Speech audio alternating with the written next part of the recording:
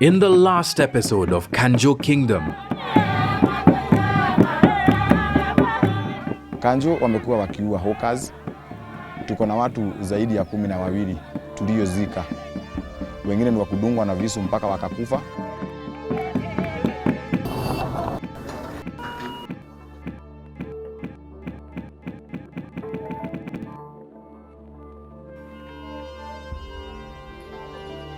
we showed you the brutal truth behind the extortion ring run by officers from Nairobi's City Inspectorate.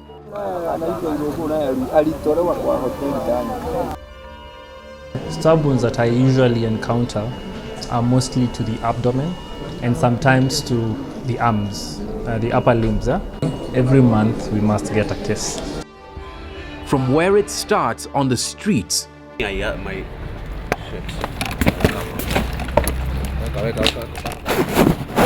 to the grounds on which it has ended for many.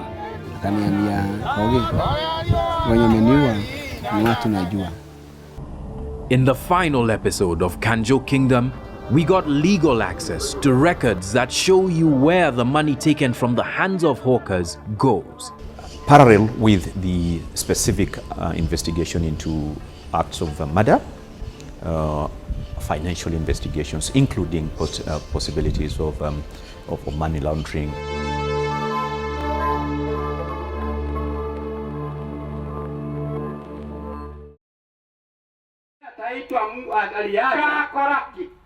In most murder cases, following on the first obvious question that many ask, who did it, is the more searching one. Why? Why would anyone extinguish the life of another?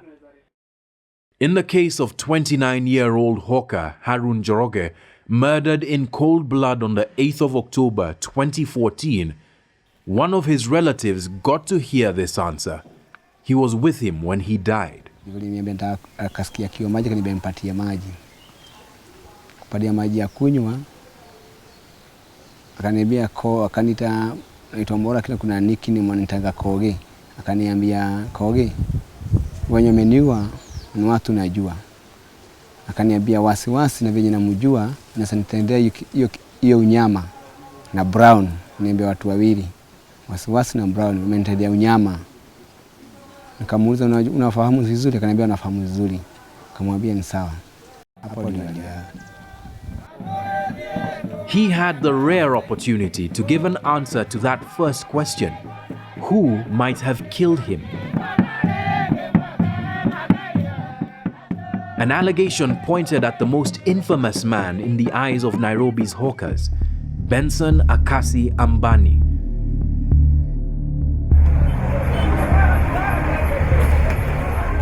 It is the week of the 25th of November, 2015, just over a year since Harun's murder.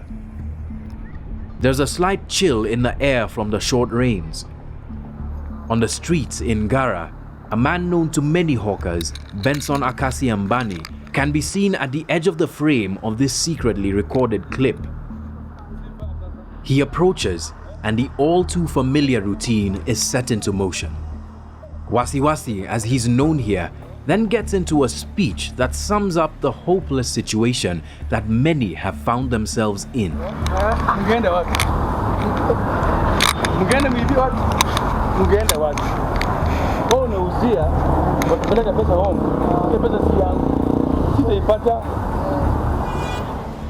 Not one to miss an opportunity to dramatize his message, he goes on.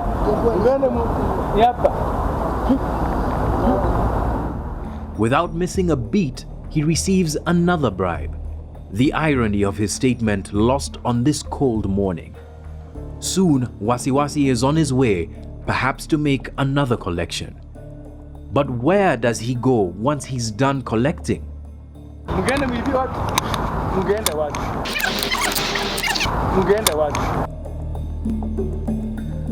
This is a question many have asked of him and the cabal with which he operates. Where does the money that they collect go? As important is a question that surrounded the murder of Harun Njoroge and other hawkers said to have died at the hands of inspectorate officers.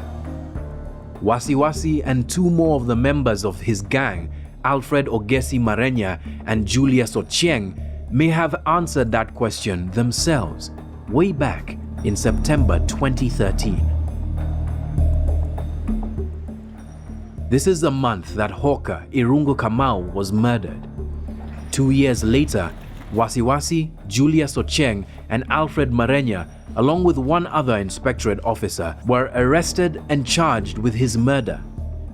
And after a long period of inaction, the Office of the Directorate of Public Prosecutions had a chance to look into the transactions of these officers. We are considering all aspects, and it's quite likely, in fact, evidence suggests that the motivation for these homicides, acts of assassinations, precisely commercial purposes.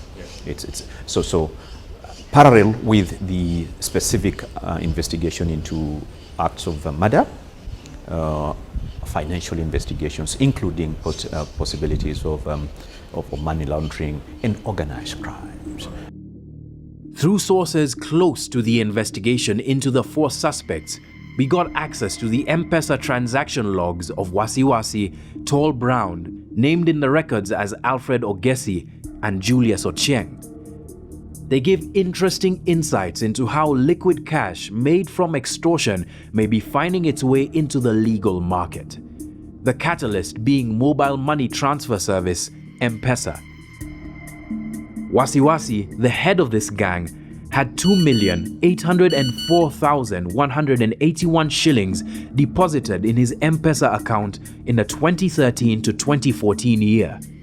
The following year, that amount almost tripled to 6,666,709 shillings deposited. But the 2015-2016 year was his best yet, with 8,863,999 shillings deposited.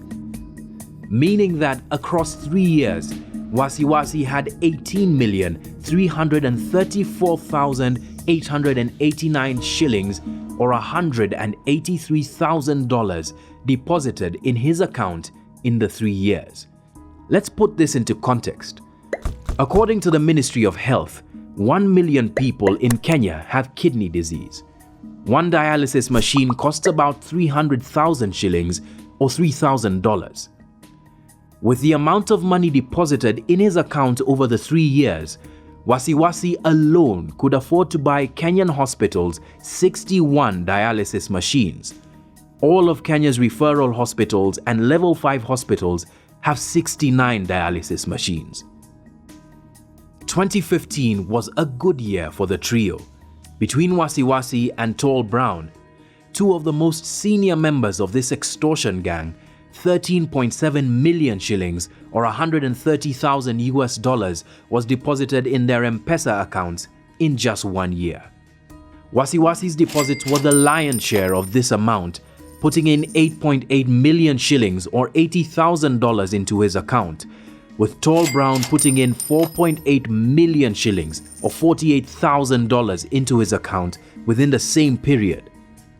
These amounts, if put together, could potentially pay for the school fees of 9,154 primary school-going children. Looking at what they earn, these numbers start to raise questions. What is the scale of how much an inspectorate officer earns, right from the lowest rank perhaps to the highest? I understand that there have been some changes, but around how much do they earn? Because there was harmonization of this particular grade, I think it will not be, I think I will not have the right information to know at what level of the salary they are. But I believe it should be not something less than 30,000, maybe together with the house allowance, maybe something there. Yeah, hopefully. The amount of money that is extorted from what we've investigated from hawkers and informal traders is quite a large sum.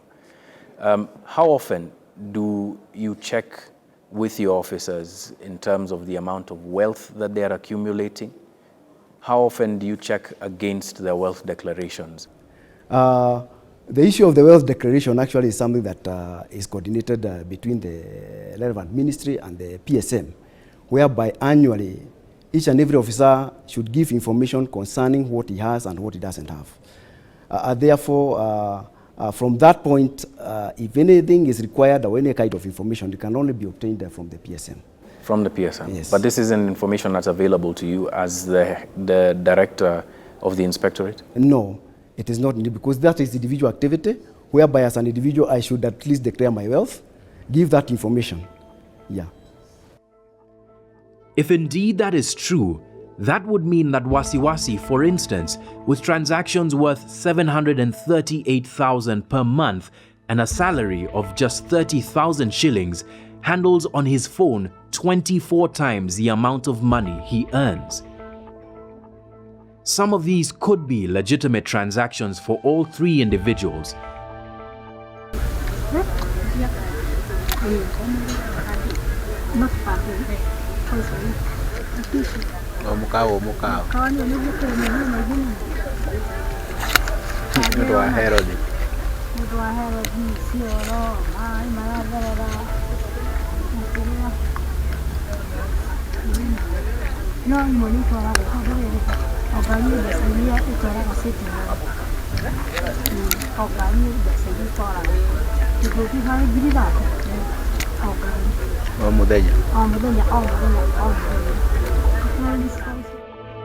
But things become even more interesting when you observe all of their deposits and transfers and the overlapping list of names of individuals through whose accounts some of this money flows.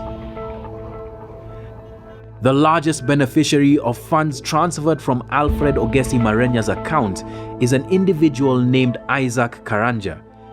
Between January 1st and December the 31st, 2015, this individual received 2,261,400 shillings from Marenya, or $22,614. A typical week in transactions between the two looks like this. On the 11th of April 2015 at 5:29 p.m., Alfred Marenya has a deposit made of 14,000 shillings in his M-pesa account. 6 minutes later, he sends 14,000 to Isaac Karanja.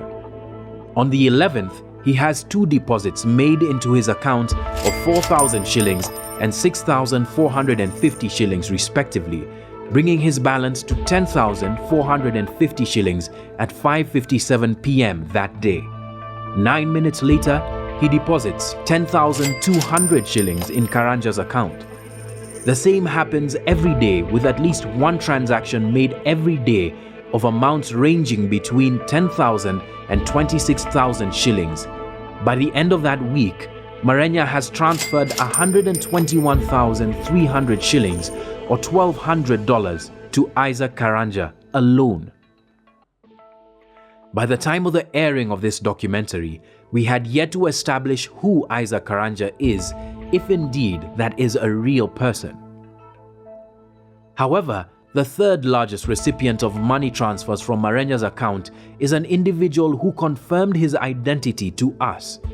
In 2015, Ajamin Kadoya received 660,280 shillings from Marenya. The person who answered the call we made using the number that corresponds to this name says he is Marenya's father. Jina langu ni John Alan Namu. John Alan Namu. Mimi ni mwanahabari. Ogesi gani unauliza? Alfred.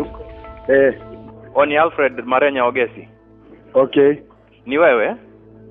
Si mimi. Mimi ni father yake. Wewe ni baba wake? Babake Alfred Marenya mwenye anafanya City Council? Looking into Wasiwasi's M-pesa records, one name stood above everyone else's as having received the largest amount of money from Wasiwasi in 2015, Njeka Amakove. The records show that he received 1,868,697 shillings from Wasiwasi in 2015. The person who answered the phone number linked to this name said this of his relationship to Wasiwasi. Hello, Njeka. Vipi mambo? Kwa habari ya Buda? Ako wapi sasa?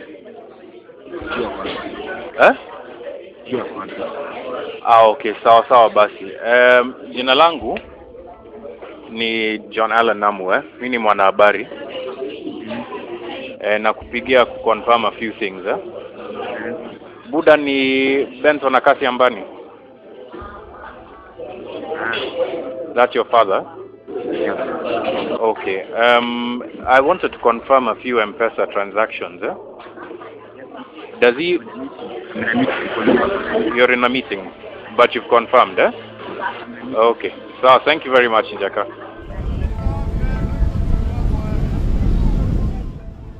In fact, the recipients of a number of transactions in Wasiwasi's, Tall Brown's and Julius Ocheng's M-pesa records seem to be to relatives of the trio. Also interesting is the frequency with which specific M-pesa shops are used by the trio, suggesting a pattern that requires investigation. There are a number of M-pesa establishments sharing the same name and within 2 kilometers of one another. In 2014, Wasiwasi made 313 transactions worth 2,627,940 shillings and deposited 1,936,480 shillings in these same transactions. The two are along Haile Selassie Avenue and Tom Mboya Street.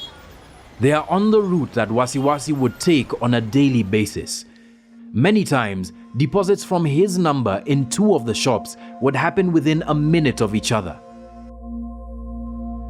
Finally, through analyzing a list of names associated with each of the trio's accounts, we compiled a list of names with overlapping transactions in each of the three accounts, implying that they either all coincidentally deal with the same M-pesa depositors and recipients, or that there is a link between the money collected on the street, these names, and the three inspectorate suspects.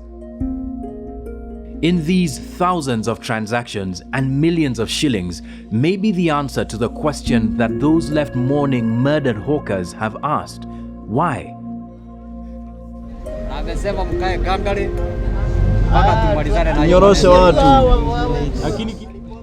Kimani Waweru, chairman of the Nairobi Street Vendors Association, puts it this way. Corruption is the source of all this brutality, because the group that is being eliminated or the group that is being harassed the way it is are the people who refuse to part with those bribes. Because well, if you want to operate from the city center or from the streets of Nairobi, there is a certain amount that you have to pay to those people.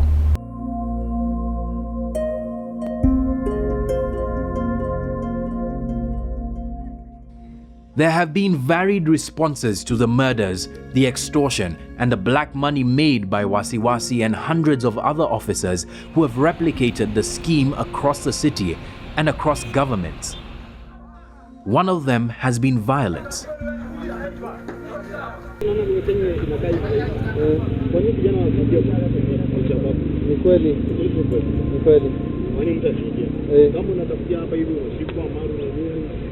Wewe unajitafutia lakini unachokorwa. Unapigwa nini? Na wewe ni Mkenya adabu unakaa nje hapo kama foreigner.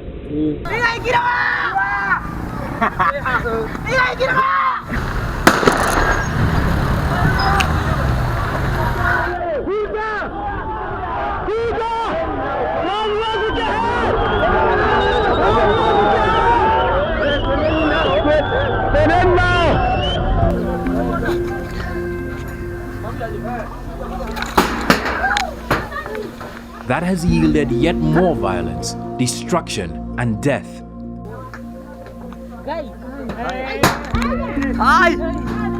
With hawkers caught between paying corrupt inspectorate officers and the gangs that fight the Kanjo off.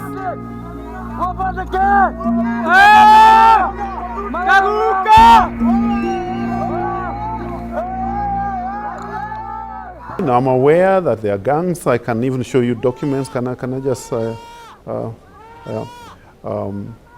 Here we have evidence and petitions written by some of the hawkers themselves who are being extorted by the extortionist gangs. So this is not just a theory, it's a fact. And there are documents to prove that. And none of them ever mention City Inspectorate officers? And none of them ever mention City Inspectorate. They always mention the extortionist gangs, the Mungiki type extortionist gang.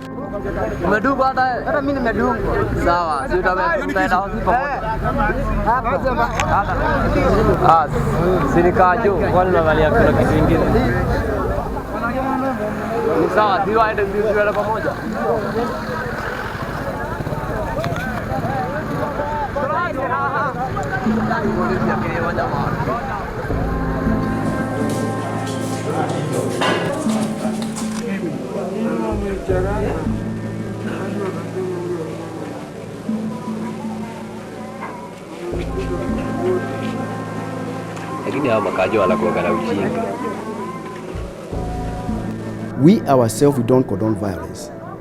We are inviting any person who has got any complaint against the department to come forward.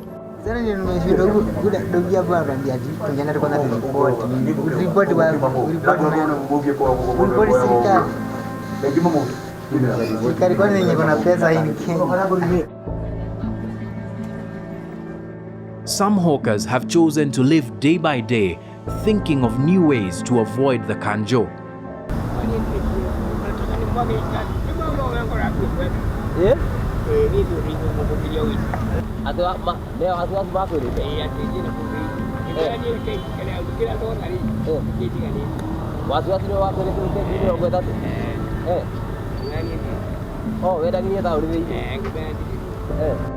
But for all their efforts, little has changed.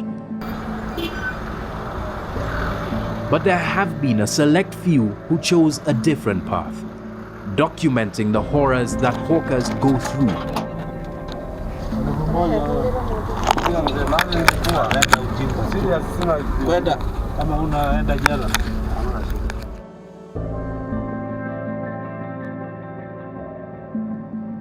I'm headed to meet one of the whistleblowers who shot the footage unmasking the extortion of hawkers.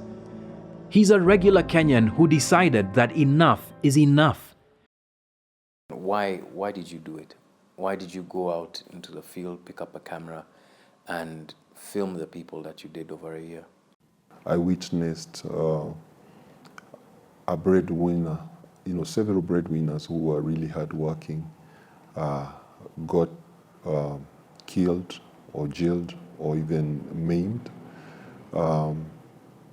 And all this happened because they were small business owners, people who were just trying to survive, geniuses who tried to make a shilling here and there to support their family.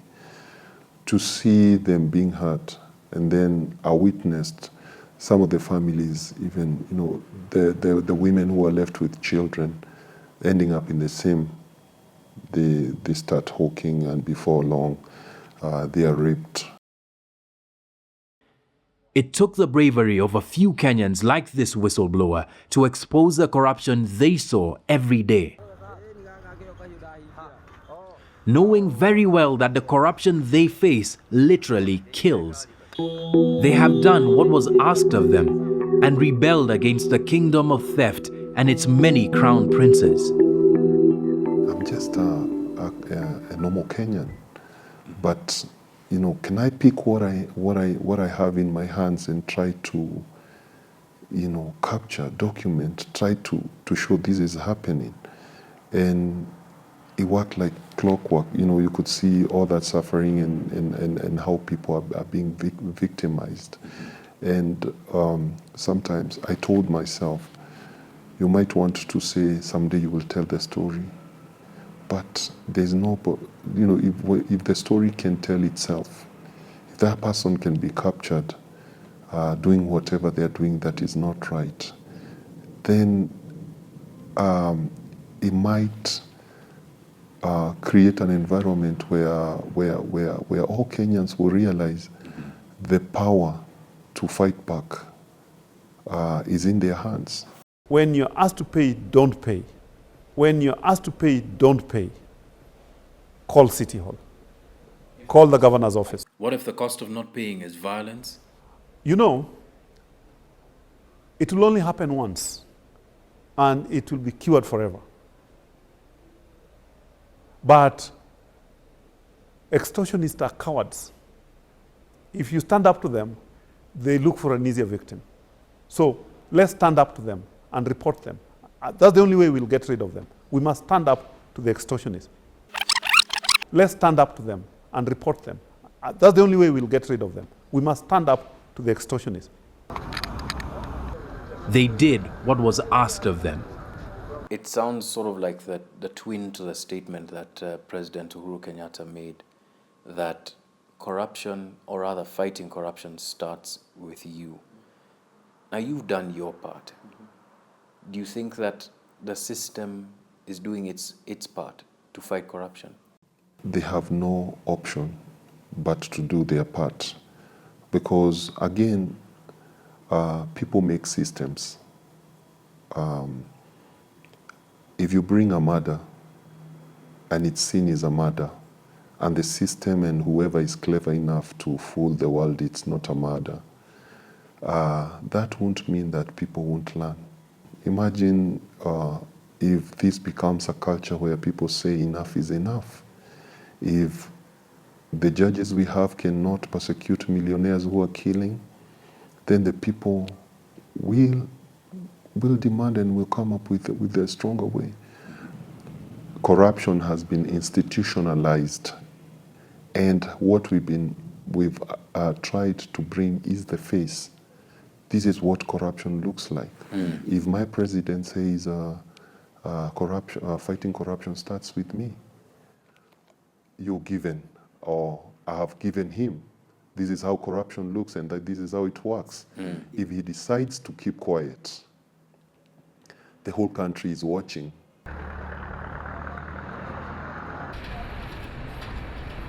How much more can be done by those in power? How much more can be done by you?